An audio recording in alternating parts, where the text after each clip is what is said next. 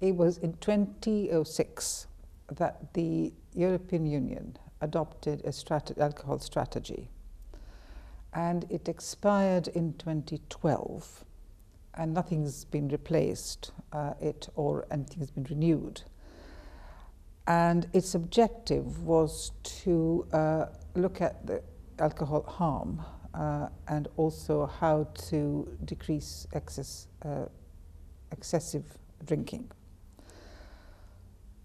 And we decided that it would be good to examine the strategy, what impact, if any, it has had, and if it's replaced, what should replace it, and also how to make it more effective.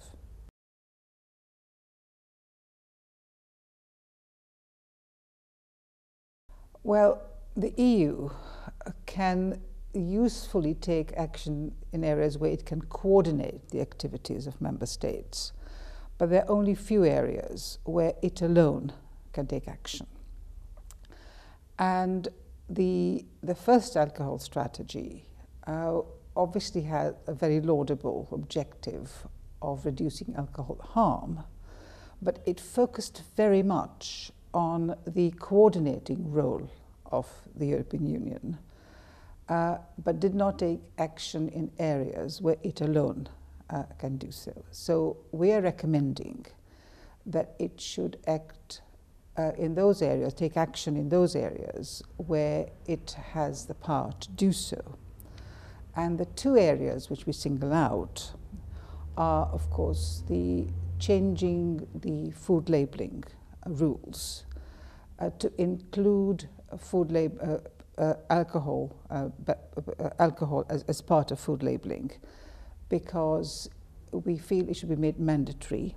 It should not be left to the member states to take voluntary action, which means that the label should include on it, the strength of the alcohol, its content, its impact on pregnant women, and so on. So that's one area where we are recommending the EU should take action.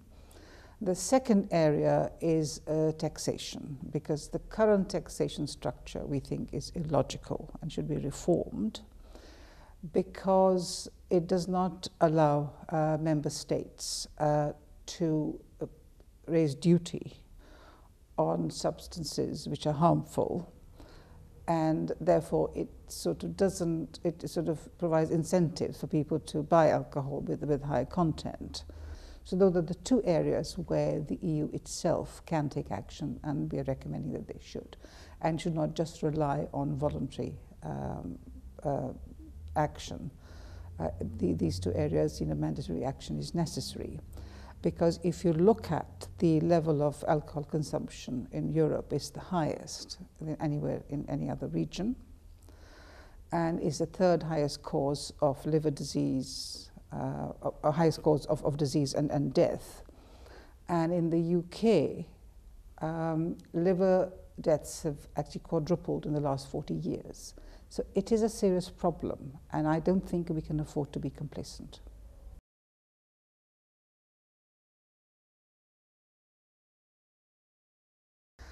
There are two other issues I'd like to mention. One is the minimum unit pricing, which is a very controversial area.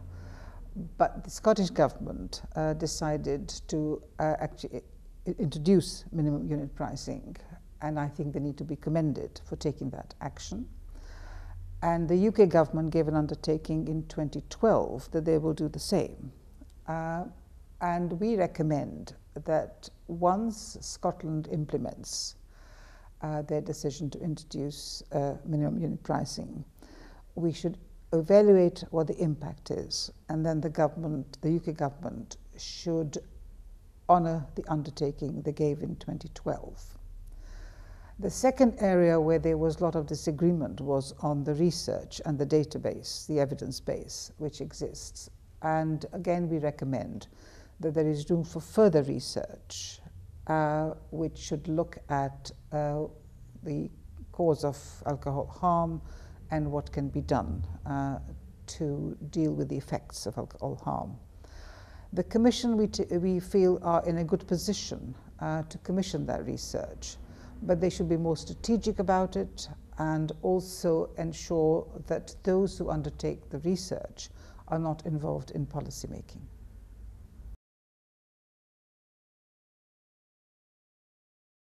Well, we're very pleased that this is a timely report because the Latvian Presidency Council meeting next month, and they'll be looking at the alcohol strategy.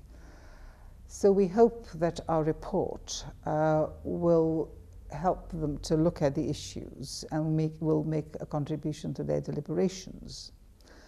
And of course, as any report published by the House Lords Committee is normally debated on the floor of the House.